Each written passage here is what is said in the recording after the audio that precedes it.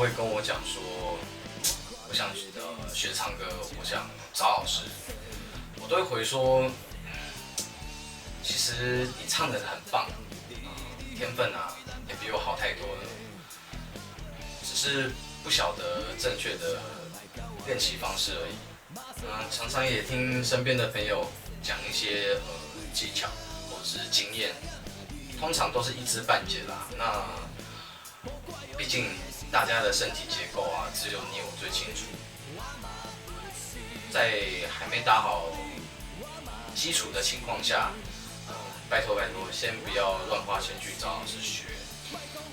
最糟的情况呢，就是花了钱，你会发现完全跟自己想象的不一样。那最可怕的情况就是自信心会整个大受影响。那就我自己学习古典声乐的经验啊，分享一个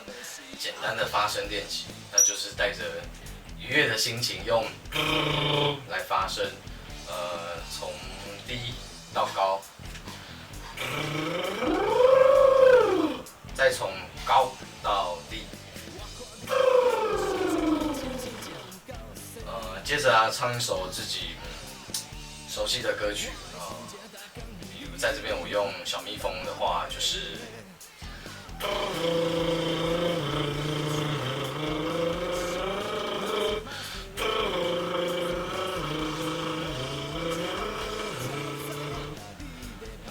用这样的方式啊，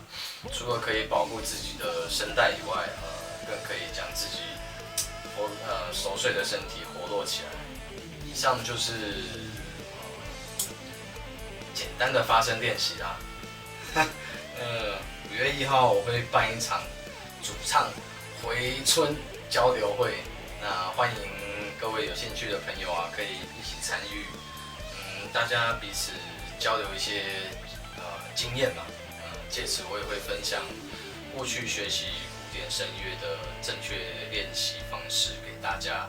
那时间跟地点呢，我会再公布于我要加辣的 Facebook 上面。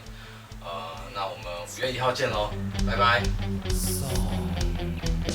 一个人想要创啥就创啥，一个人想要创啥就创啥，一个人想要创啥就创啥，